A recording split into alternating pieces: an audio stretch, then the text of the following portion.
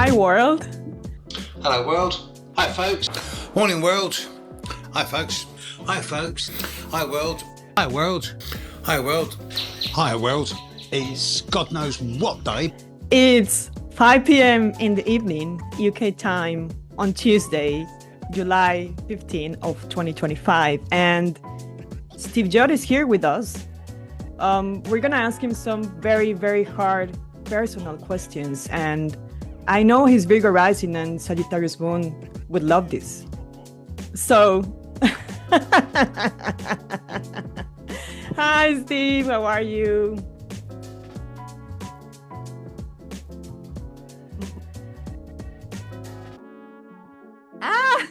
No way. Cheers. I need to get one. I'm not real. This is my avatar. Steve's busy, so he sent his avatar instead. How are you, Steve? How is everything going? I just finished my 7th reading of the day. Oh my God, how do you handle that? Wow. I did 8 yesterday. I've done 7 today. I'm in the studio all day tomorrow, recording stuff on Stone Age astrology for the documentary.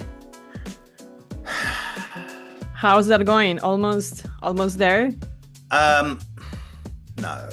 No. No, we had to have a couple of months off because we just burned out. Yeah. After it happened, we just stopped for a couple of weeks. Yeah. Now, I have to tell you, I have done 0 preparation for this. Oh, don't worry. I looked at your questions for about 10 seconds and I thought, yeah, all right, okay, let's go. Well, so the point of this really is just to get to know you, behind the astrologer mask, and just tell us about your life and your personal routine and, anecdotes and how you prepare for readings. So I don't think you need to prepare, but, let's just go with the flow and see what Sure. comes out. Okay, yeah, I'm fine with it. Let's go. Okay. Hello, everyone. I am Mayra Medina. I'm an astrology enthusiast and digital designer trying to capture the moments with astrologers behind the scenes. And this little project was born during the conference Shifts Happen with Rick Levine, Steve Judd, Penny Thornton, Alex Trenoweth. And, it was really inspired by heartfelt conversations with astrologers behind the scenes. And today I am honored to have here with me Master Astrologer Steve Judd. Steve doesn't need introduction. However, I'm going to ask you, Steve, to introduce yourself. How would you like people to know you really? My name is Steve Judd. I am a professional astrologer. I have studied astrology since I picked up my first astrological book in 1977. I did my first astrological reading in 1981, and I did my first astrological reading correctly in 1982. Doing readings has been my only source of income since 1999. And I love my life. I spent 40 years in debt, and now I'm out of debt. So I've got a great deal to be grateful to astrology for. Steve, can I ask you, who were you before you became Steve Judd Astrologer? What was going on in your life before? Who were you? So much. I'd left home when I was 15 and joined the army. I left the army under very strange circumstances when I was 20 in 1975. I had a large number of jobs for the next 10 years whilst traveling the world. Hitchhiked most of the way around the world because you could in those days. Yeah. And then developed my own marble and mosaic tiling ceramic business, which I called Astro Tile. What? What? Why? Like, didn't know about this. What happened to that? Well, I had to give it up in 1998, 99 because I'd been doing it for 15 years. And when you're kneeling down in wet cement and you're into your mid 40s, your knees give out. So I couldn't bend down anymore. My knees were bad. So that was when I said in 1998, 99, I said, well, how am I going to make money if I can't do work on building sites? Well, the only other thing I was good at was doing astrology. So that was, Interesting. So, is that the moment when you first realized that astrologer would play a central role in your life? no. When did that happen? How was that Um, moment? the end of August 1980. It's when the woman who was about to become the mother of my daughter put an astrological book in front of me and said, read this or I'm leaving you. And I read Sorry. it and I thought, wait a minute, this is a book by Martin Schulman on the North Node and reincarnation. And I read about my North Node in Sagittarius in the fourth house. And it just went click, click, click, click, light bulb, light bulb, light bulb. And I thought, how does this old guy who's never met me, living in New York, know so much about me? And how can I do this?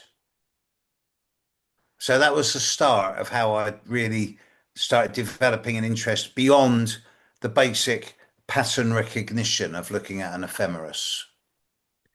Okay, so that was the moment when you said, "Okay, I want to get to know this thing and practice it, and it's gonna be Yes, part of my life." So yes. it was there. Can I ask you some questions about your chart? What part of your own chart has been the hardest for you to accept, and how has it shaped you as a person, not just as an astrologer?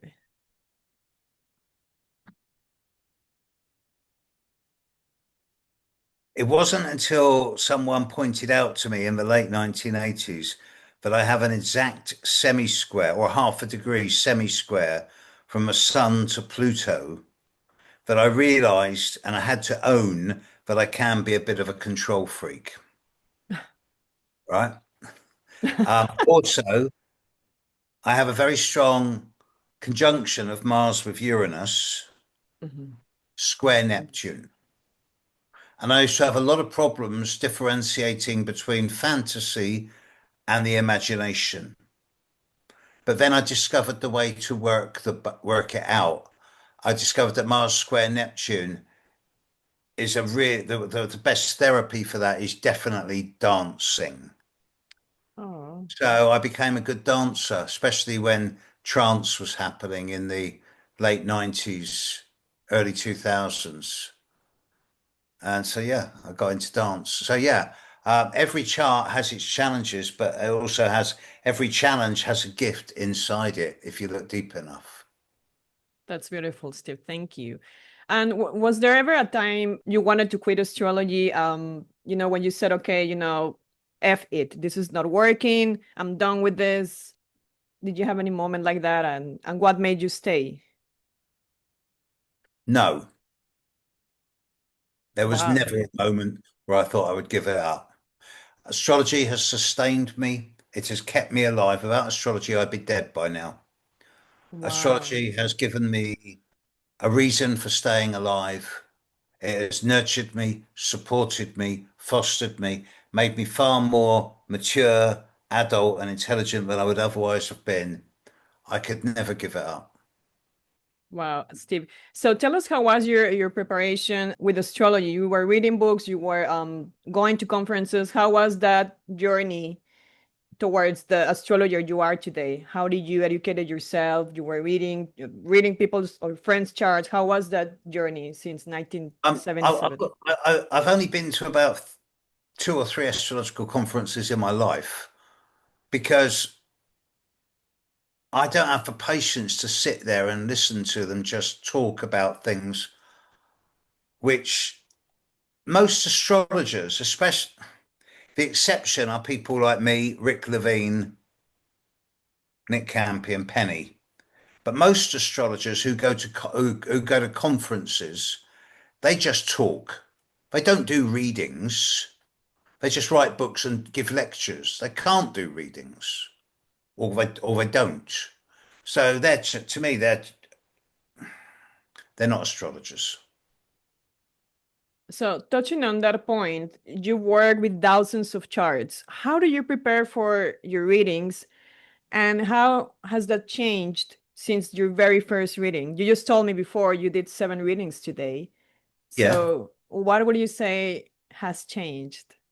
When I used to do readings, I used to get the chart up. This is in the days when I was drawing charts by hand before computers. Wow. Okay. When you're drawing it all out, you think, okay, so let's prepare for this. All right, what they got in fire signs, what they got in fire houses, earth signs, earth houses, water, air, what's in cardinal, fixed, mutable, get the balances right. What's the major aspects? What's the difficult aspects? Hemispheres. And I had all these lists and I was ready. Then what's the transits and progressions going on? I had it all written down. These days I just go, right, click, right, that's the chart. Okay, let's go. Blah. Because you don't,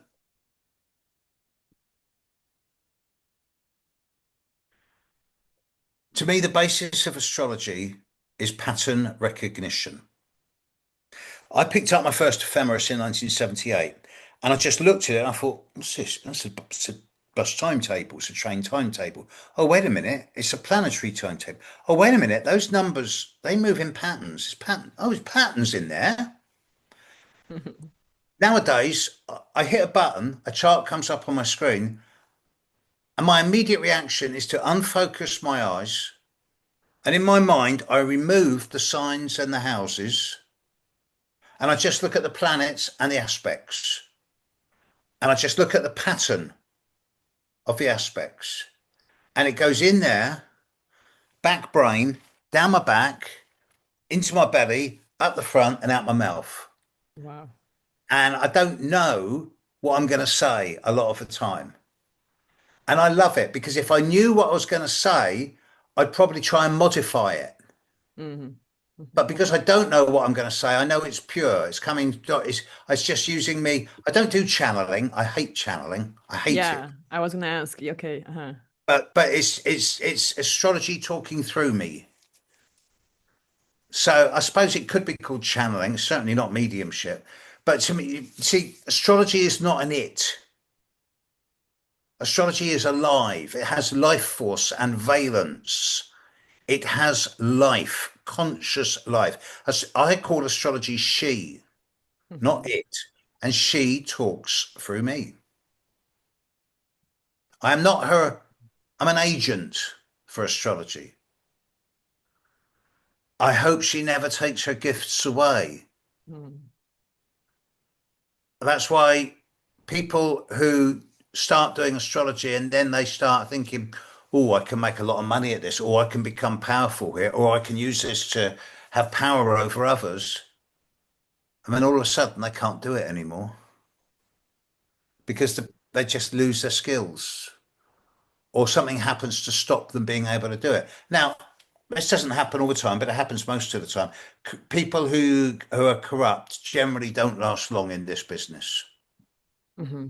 So, Steve, now that you are quite huge, in the public eye with the I, social media. I've put on a lot of weight. Yeah, yeah.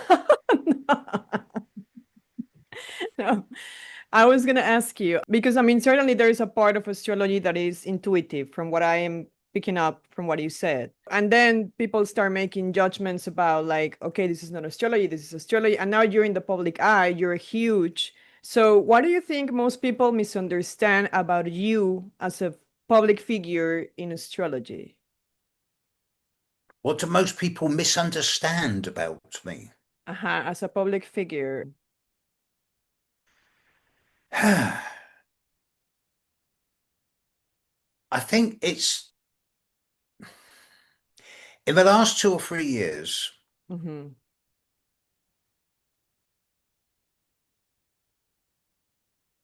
I find that people's way of treating me at Hmm. first on the surface is very different. Hmm. So I have to reassure them. When I'm engaging with an audience, for Mhm. example, I will say, look, I live, I breathe, I fart. I'm just the same as you. I'm just a normal bloke who happens to be very good at what he does because I have practiced for nearly 50 years. That's it. Anyone who practices anything for a very long time becomes very good at it and they can talk authoritatively. But it doesn't mean that they suddenly become a rock star or that's contemptible. I was part of the punk generation. Mhm. We don't do heroes. We don't do. I try not to do arrogance, and even saying that sounds arrogant. Mhm. But no, no more, no heroes. No, everyone's equal. Mhm. It Mhm. has to come from there. Otherwise, you just get leaders, and we all know what happens then. Mhm. So I wanted to ask because in some of your videos, you said things like, "Okay, I know I'm gonna piss a lot of you off, or I know Yeah. some of you are gonna get angry." What would Yeah. you tell those people? uh, I would remind them that everyone's entitled to their opinion. On the one hand, this is just my ideas, my opinion, my channel. I will say what I like from an informed, educated, and experienced opinion, but sometimes I get it wrong. I made a big mistake the other day when I talked about the Texas floods. Mhm. And quite a few people wrote me emails, and I've got to apologize to them because I said things I shouldn't have done. I've got a big mouth sometimes. Other times, the planets impel, they don't compel. This is why astrology is not an exact science. It's a mixture of intuition,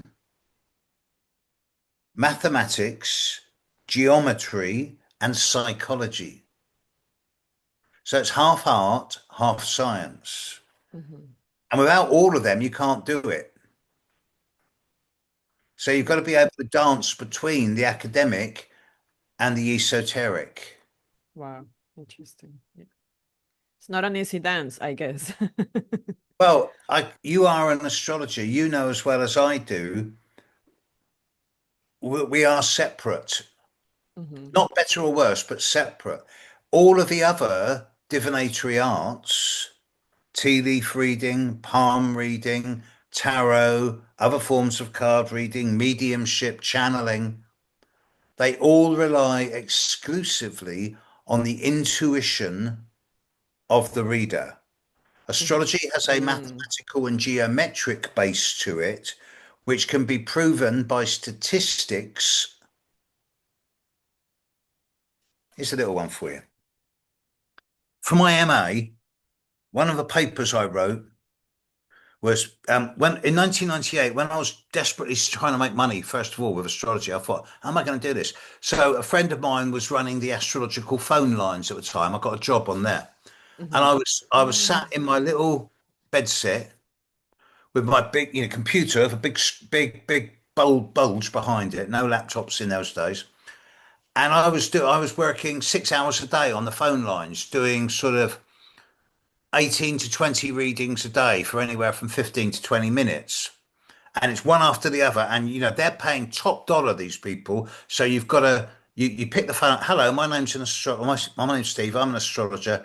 Do you want me to look at your chart? Yeah, right. When's your date of birth? When's your time of birth? When's your place of birth? Click, click. Boom, off you go. You get sharp when you do that. I did about 4,000 readings like that What? over 3 years. No, well, sorry, 8,000 readings over 3 years. And it makes you very sharp.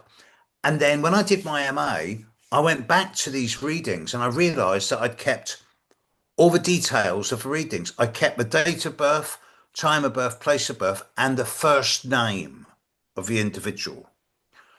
So I knew the gender and Uh-huh. I had 8,000 bits of information. So Wow. I crunched the numbers and I found out that men are 3.2 times more likely to reach out for help from the astrological phone lines when the Wow. moon in the sky is conjunct Venus than they are than when the moon in the sky is opposite Mars. Wow. More than three times more likely. And to me, What? this isn't a statistical study of 10 people, it's 8,000. So this is proof. I mean, I love the numbers, I love the Yeah, I patterns. was gonna ask you that data and statistics and all these things. That's pretty interesting. Also, in the conference that you organized, no, you were sitting us by moon or something, I was what? um, trying to sit in us by Yeah, I moon, was like trying to go. moon, I originally had the idea of getting everyone together by moon sign, having 12 moon tables of sign. each Yeah. moon sign. But the problem was we had two people there with the moon in Libra, but 18 with the moon in Scorpio. So, I'm going to do that again. Yeah, please do, because I mean, I'm opening Virgo, and there was only another guy, and I think I've, that's it. I've, I've got this idea that if we get rid of nation states, we get rid of international borders, and instead had tribes of people linked by moon sign, Ah, I love that. wouldn't the world be a better place? Definitely. And we get on. I love that, Steve. Okay, Steve, changing gears a little bit. What is one fear or limiting belief you've had to overcome as an astrologer? Oh, being laughed at. I'm a Ah, Cancerian. okay. Okay, I've got the sun in the 10th house, but I'm a Cancerian. And when I used to go out in the 1980s and early 90s, before the internet Uh-huh. or computers, and people would say, "What do you do for a living?" "I'm an astrologer." "You don't believe in that rubbish, do you?" And everyone would just laugh at me. And then I'd tell them how much money I was making. And they go, "Oh, can I do that?" How do you do that? That's not quite right. But the ridicule, Hmm. the ignorance, and that just made the punk in me get more and more right. You right, I'll show you. So how do So you overcome that? Just like, you stop, I guess so you stop caring at some point, or I've cancer thick skin. I've got a very thick shell, and I can genuinely now I know my own truth. right. I can prove what I know to be true statistically. And if anyone chooses of their own free will to disbelieve me, fine, they're welcome. There's the door. I love that. I love that when you become like so honest and blunt, because yeah, most astrologers, when we're starting, you know, we need to kind of like justify ourselves so much in order to be believed in a way. Yeah. And there comes Steve Judd, and he's like, okay, you like me, good. You don't like me, good. So I've learned so much from you in that regard. So, Steve, which planet do you have the deepest personal relationship with, and why? Oh, now that is a difficult one. Um, on the one hand, I would say Pluto, because it's the only planet in my chart that doesn't get any squares or oppositions. Then I would say Saturn, Okay. because Saturn is the only planet that aspects my sun. It trines my sun. Hmm. But really, I suppose I would say the planet I'm most comfortable with is Mercury, because I have it on my midheaven in Gemini and I Oh, talk for a living. right. But if we turn this around and say, which planet am I most uncomfortable with? Hmm. Venus. Why? I've never understood Venus. I've never really got what Venus stands for. It used to be the planet of love and beauty, but that doesn't work anymore. It's much more about what is of value and worth, what you appreciate and enjoy, what turns you on. Hmm. But there's still this Venus is covered in cloud, and it's Oh. a hellhole underneath those clouds. So, I'm a little bit cautious with Venus because Venus is a bit like Jupiter. It doesn't really have boundaries. Yeah, makes And, sense. you can have too much of a good thing. Okay, so maybe that explains why you have a book on Pluto, which is I wrote that absolutely book fantastic. Tell us when more. Pluto, when Pluto, I was rather silly when I was very young. And I went through a 3 or 4 month period where I took a lot of drugs when I was 21, 22. And the long-term effect of that was I lost quite a lot of my teeth in a Mm, short space of time.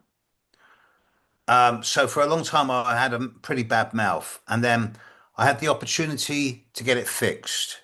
And I said, in 2012, I had the opportunity to get it fixed. And I said, no, I'm going to wait 1 more year till 2013.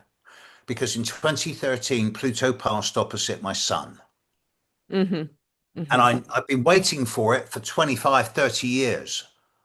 And in the 80s, I thought, oh, yeah, Pluto's going to pass opposite my sun in 2013. I'll deal with that then, you know. And then in the 2000s, it was like, oh, it's still 10 years away. And oh, it's only 3 years away. Oh, shit, it's here. How am I going to deal with this? Ooh, ooh.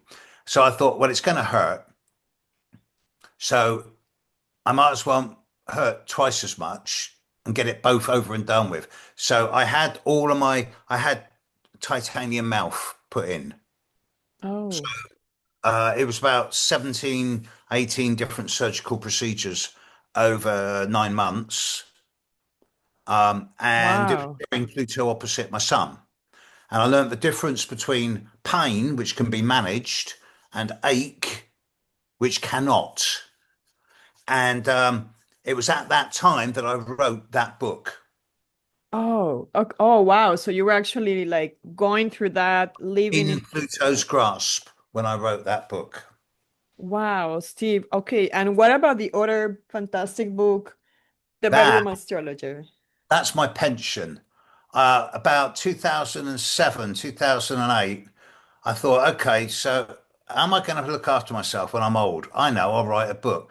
Okay, so what am I going to write it on? Well, obviously astrology. And then I realized that the two most biggest subjects on the internet were sex and astrology. So, okay, let's write a book on sex and astrology. So that's some of it is really humorous and funny. Some of it is really good astrology, and part of it is really excellent psychology. The aspects between Venus and Mars with Uranus, Yeah. Neptune, and Pluto. Yeah, it's fantastic. I really liked it, and I sometimes I read it with my husband, and we make he laughs, like, oh my God, like how is this possible that astrology knows these things? So it's a funny exercise, I must say. Thank you for that book. It's been really helpful. But Steve, so did you believe your soul chose to be an astrologer before you were born? Why or why not? Why or why not?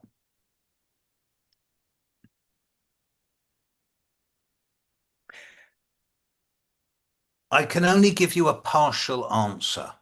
It's Uh-huh. too big a subject to give a yes or no to.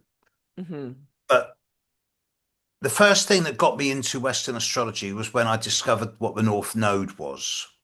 Mm, mm. And and then I thought, okay, a few years later, I thought, where does this North Node come from?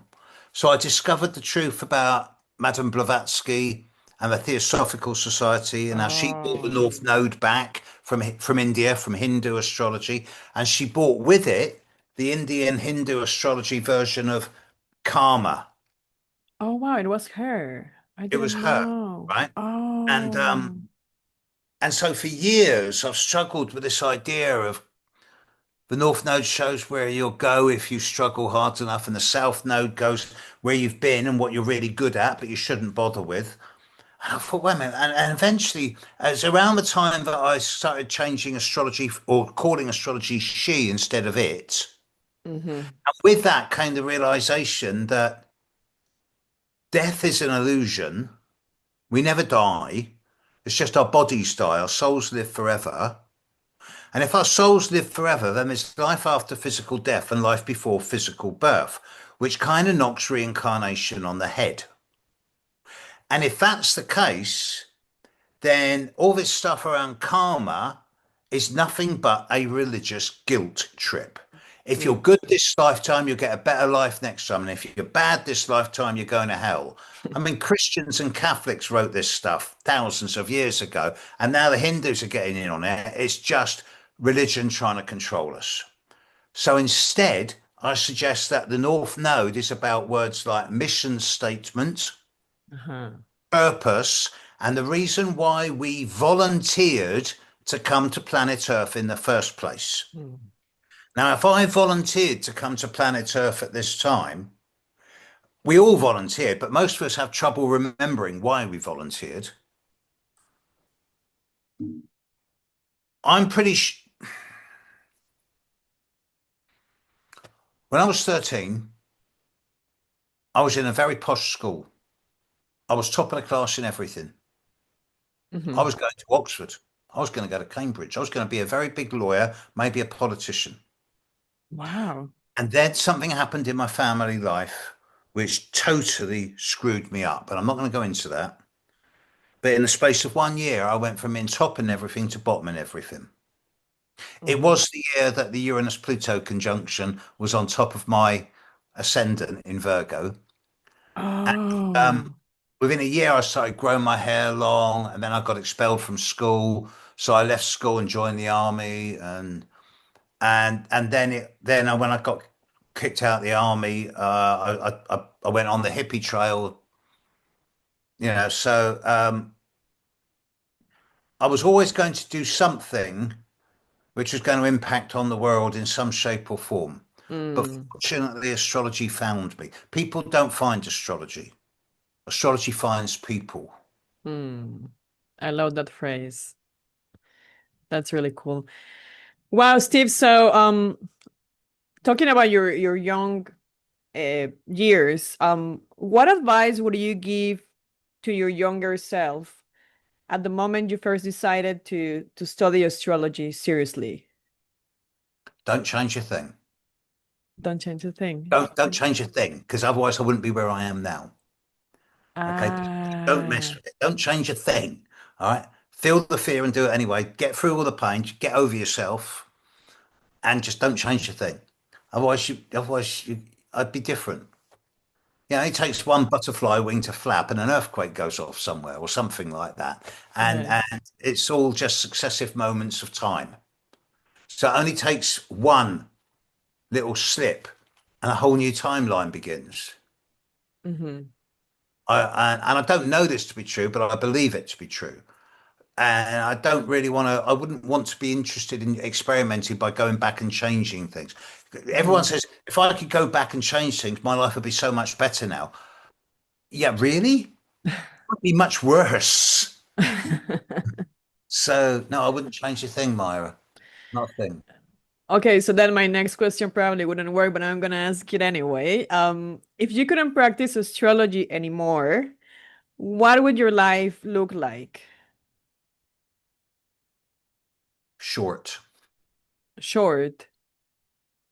I wouldn't live long. Why? If I couldn't practice astrology anymore, my life would be empty. Okay, I've got a Oh, lovely partner, um, and I've got a few good friends, and I've got my other studies, my geometry, my crop circles. yeah, exactly. I was thinking about that.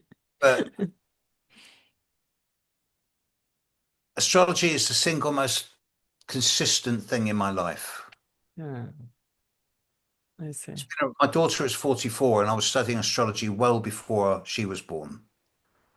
So Wow. I honestly, that question has floored me. I don't know what I would do if it weren't for the astrology. Nothing else could replace it. Oh, And I that's really think I would nice. probably get old. At the moment, I don't feel old. I'm 70, but I don't feel old. I feel alive. I feel vibrant. I feel young in my heart. And it's the astrology that does that, because Oh, this is what doing readings does for people. every time you're out there and you're helping people manage their lives better and they turn around to you and go, thank you, you've really made a help me make a difference in my life. You're not healing them, you're empowering them to heal themselves. And when people say thank you and it's unsolicited, it's unexpected, it's unconditional, that does wonders for my soul. It makes me feel valued Mm. and that makes me feel younger. So Oh, no, that's really cool. the only way I would stop doing astrology is if a government said, right, we're going to ban astrology. And I would go, okay, then. I tried that one before. What happened then? I remember you were telling the story where you replaced someone in the newspaper writing the Oh, horoscopes yeah. and you predicted that I think 9/11 was, right? Yeah. And Yeah. then they came at your door and Yeah. okay, Steve. So, which transit or like placement in your chart do you think has shaped your career the most and how?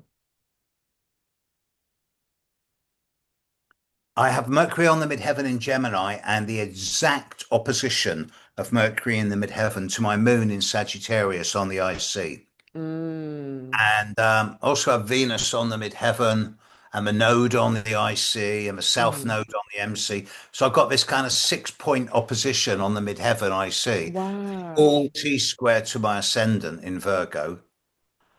I deliberately chose a couple of years ago to publish my chart. My Yeah. chart is out there in the world. It's on a number of different astrological websites. So anyone who wants to check my chart out can easily find it. And I just thought, I'm not going to be secret about this. What's the point? Right. In a hide. So I love I'm a wordsmith. I like words. Words the origin of the word is etymology, the root of words, where words come from. My biggest regret is that when I was at grammar school for 2 years, they tried to teach me Latin, and I said, "Why do I want to learn this? It's dead. It's no interest to me. I'm not interested." That is the biggest regret of my life because Latin is the basis of all European languages. Well, maybe not Greek. Mm. French, Spanish, Italian, Latin is so important. So I wish I had learned Latin more because I love to be able to speak eloquently. It's important to me. But you do speak quite eloquent, or no? You don't think so? I I I can be very eloquent. I can find exactly the right words sometimes, and other times I can just cut through it like a hot knife through butter.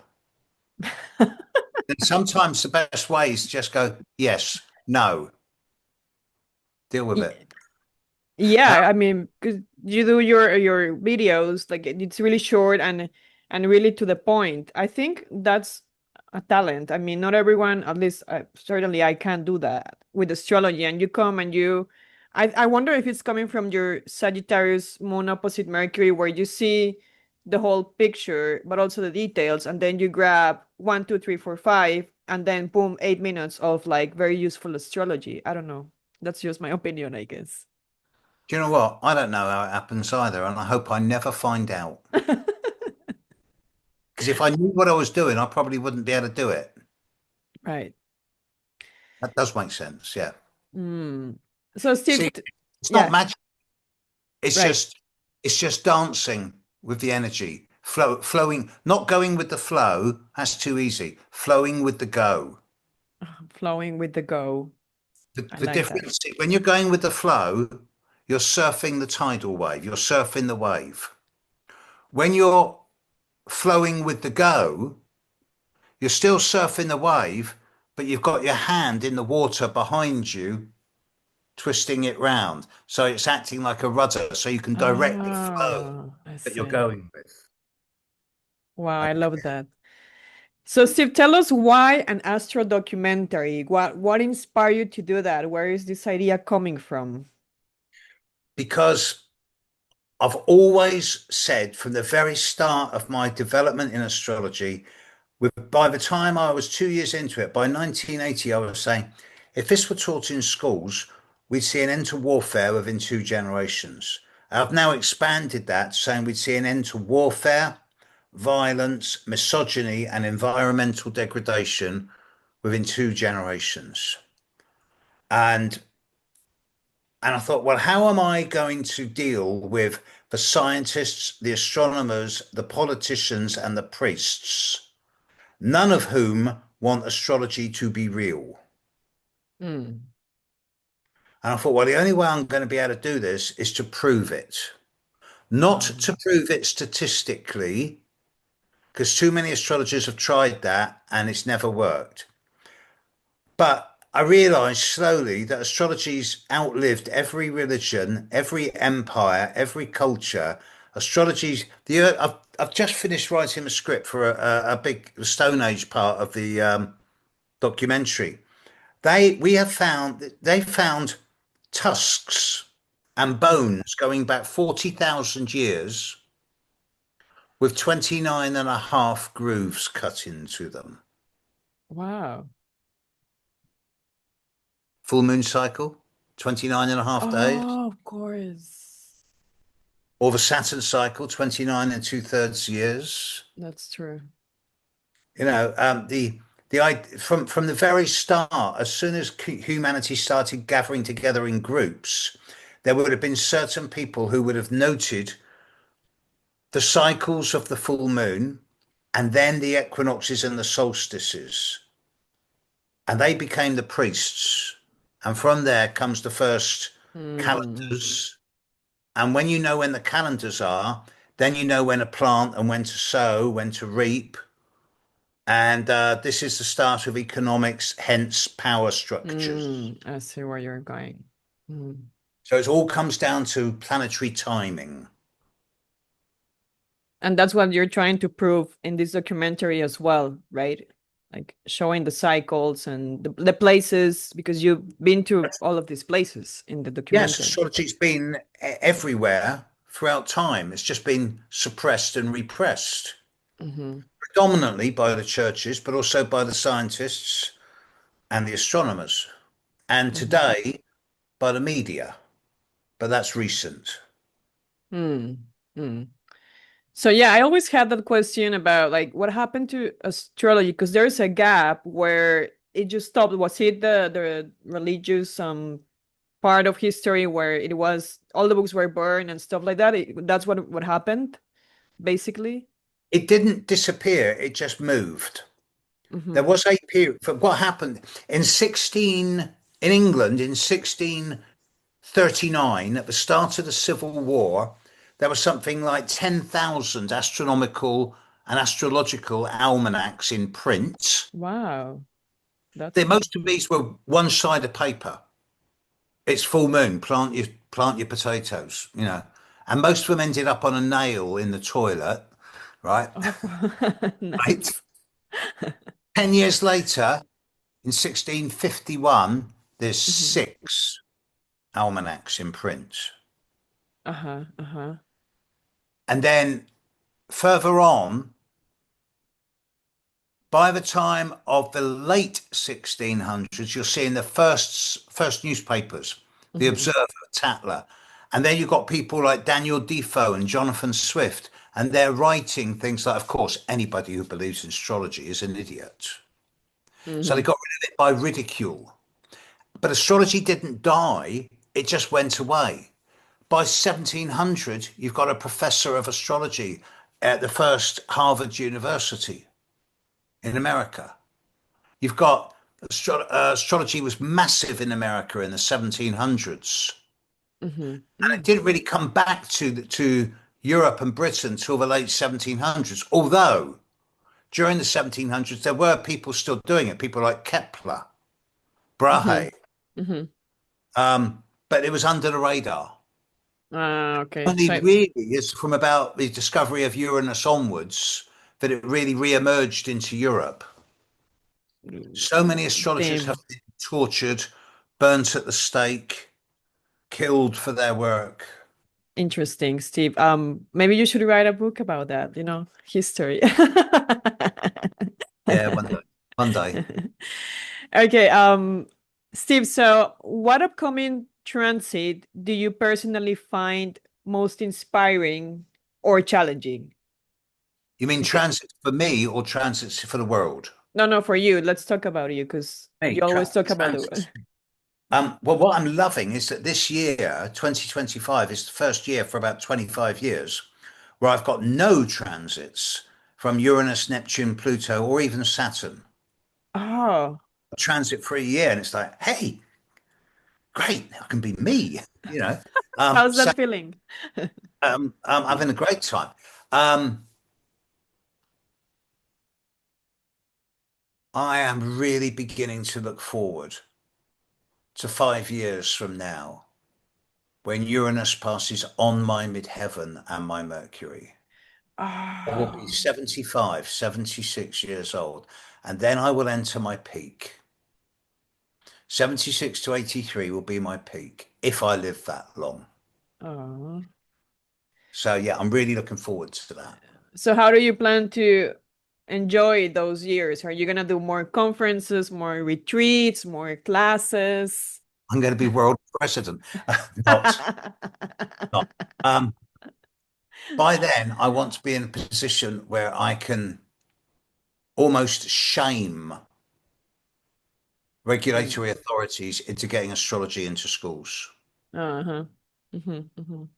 That would be the single biggest achievement possible.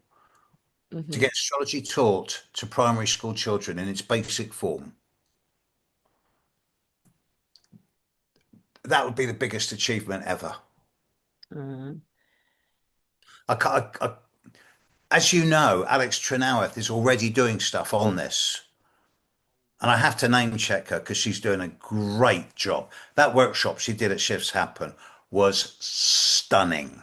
yes, I do agree with you. For me, it was a revelation, and I, you know, I bought her book, and you know, I had her here on the podcast as well the other day, and you know, it's absolutely brilliant because I think she's not only an astrologer, she's a teacher, an academic astrologer. She's done the research, she's talked to the parents, to the children. I mean, who else? You know, if you don't believe her, come on, like, what else do you need, you know? Yeah, exactly.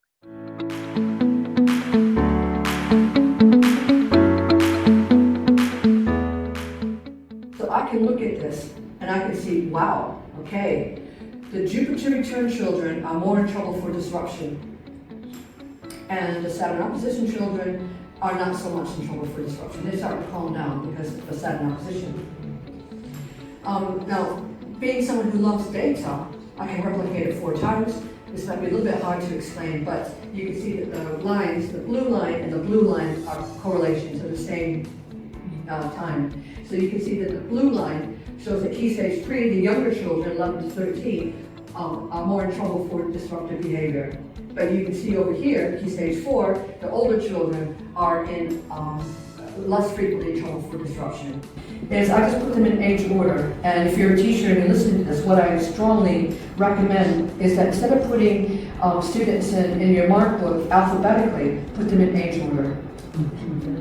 Okay, so at the very least, you can see who the oldest children are and who the youngest children are, because my behavior data and everybody's behavior data also shows that boys born during the summer in the northern hemisphere are more often in trouble than the older children. We would call them Leos, but hey, you know, just to show you, you know, an understanding of Jupiter and Saturn. So this is Leonardo DiCaprio. Hopefully you recognize him from before. So he has Jupiter in Pisces. What was his most famous film? Titanic. Thank you. He also has Saturn in Cancer. Angelina Jolie, except that she has Jupiter in Aries. So I like to put Jupiter in Aries learners sitting next to Jupiter in Pisces learners, because the Jupiter in Aries learners will keep the Jupiter in Pisces learners awake. And the Jupiter in Pisces learners will bring to the Jupiter in Aries learning, slow down, enjoy, use your imagination. Put the book under your pillow and let it osmosis work. So what if I do have a series problem? So Drew Barrymore, one of my case studies, she started smoking at 9, drinking alcohol at 11, smoking marijuana at 12, snorting coke at 13, and all before her first sudden opposition at around the age of 15. Angelina suddenly dropped acting classes, both her parents are famous actors, and she wants to become a funeral director. She also starts self-harming. And Leo had no known problems during this time. He went on to star in Titanic, just in time for a second Jupiter return. So let's focus on these girls.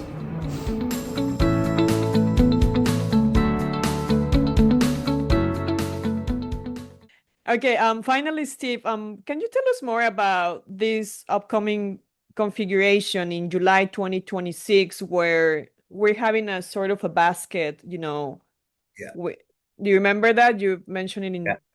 can you tell us more what does it Sure. mean for you or for humanity? If I wanted to be esoteric about this, I would say that we are now finally and permanently entering the age of Aquarius. Mm-hmm. But with all the outer planets making harmonious aspects to each other in a way that has never happened before in living memory, and I Mm-hmm. don't think it's happened like this in 10,000 years, it seems that as a species, we are now at the end of our apprenticeship.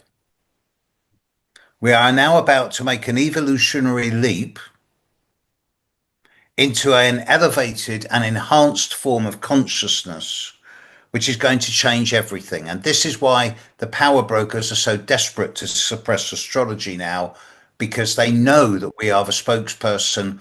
Astrology is the lingua franca of the emerging consciousness revolution. It is the language which everyone will speak in the future. That is why, without even realizing it, I didn't mean to organize shifts happen. It just fell into my lap. It was going to be a team effort. And then it was like, no, Steve, you do this. I'm like, all right, if no one else is, I will. And it was brilliant. And that's why we're doing it next year. Yeah, I love it.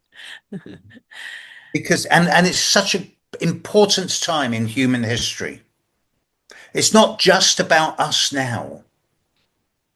It's about the hopes and dreams of our ancestors for 10,000 years, sat around their campfires, dreaming of a time where the future, with the reason for existence would be explained. And we have that responsibility. It's an amazing time to be alive. Steve, what do you think? Just quickly, use your thoughts. And in that configuration, we have a Pluto in Aquarius opposing Jupiter in Leo. Yep. Can you tell us a little bit more? How do you think that could play out? Or Well, what? Yeah. every time I see Jupiter opposite Pluto in a personal chart, Mm-hmm. I'm either seeing someone who wants to be a dictator, Mm-hmm. a fascist, or Mm-hmm. a really good psychologist. Oh. Okay. And I know Jupiter's going to be opposite Pluto, but it's also going to be sextiling Uranus, trining Saturn, Neptune, with Yeah. Uranus trining Pluto. So there's a lot of get outs here. Right. In the future is going to be with the technology, not just AI, but with the advent of nanotech, quantum mechanics, particularly holographic Mm-hmm. communication. That's the big one in 2 years' time. When you start, you just press a button and someone else's avatar appears in your front room in front of you, Oh transparent, God. in Yeah. real time. Look, this is real. This is going to happen. This is already beginning to happen in the laboratories. Um, we're moving beyond what we've done before. We're moving into a vastly expanded perception field where we're going to become far more than we've been. This is why I'm not worried about the technology. We'll keep technology and brain circuitry and evolution will run parallel with each other. Mm-hmm. It's the most exciting time of human history. And I know that every generation has lived has always thought they live in a golden era. But when you look at what's happened in the last 50 or 60 years. There's no one alive now under 35 years old who remembers what it was like before the internet. Right. Wow, yeah, yeah. Oh my God, I never thought about that, but it's true. 40 years ago, 40, I got my first computer 28 years ago. 28 years ago. That's Okay. when I got my first astrological software. Mm-hmm. 1997, 27 years ago, 1998, I got my first astrological software. I had my first email in 1999. I had my first website in 2001. We've come Wow. such a long way in such a short space of time, and it's getting faster. I mean, here am I streaming 1/6 of the way across the world to you in a different country. Yeah, that's unbelievable. We just I think people take for granted certain things when we don't stop for a minute and just look around. Thank you, Steve. Lastly, what does Steve Judd does during the weekend when he's not doing astrology? What is he doing? Is he watching TV, listening to music? So, what do you do when astrology is not around? Last weekend, I went to Hyde Park on Friday to see Van Morrison, Cat Stevens, and Neil Young. On a Oh, Saturday, I went to Hyde Park to see Stevie Wonder. wow. This weekend, I'm doing my accounts. The weekend after, I'm going to go for walks in a garden centre, Nice. getting out in nature and getting under the stars and waving at the moon. I always wave. Pretty nice. Steve, what advice can you give to the next generation of astrologers in this world we live in? There's two things I would say to the next generation of astrologers. One is keep it simple. Tight orbs. Forget about most of the asteroids and the external planets, the trans-Neptunian planets. Keep it simple. The second thing is respect the traditions of astrology. Mm. And that doesn't mean do it the old ways, but it does mean, I'm never going to change on this, if you cannot draw a horoscope by hand, you are not an astrologer. Mhm. Learn to do it by hand. Because what happens if all the computers break down? What happens if the internet goes down? What if there's a CME, a coronal mass ejection, and all the satellites go down? Boom. Right. Civilization gets knocked back for 20 years until we get more satellites up there. So yeah, do horoscopes by hand. Besides that, when you do them by hand, the magic comes out piece by piece and soaks That's itself into you.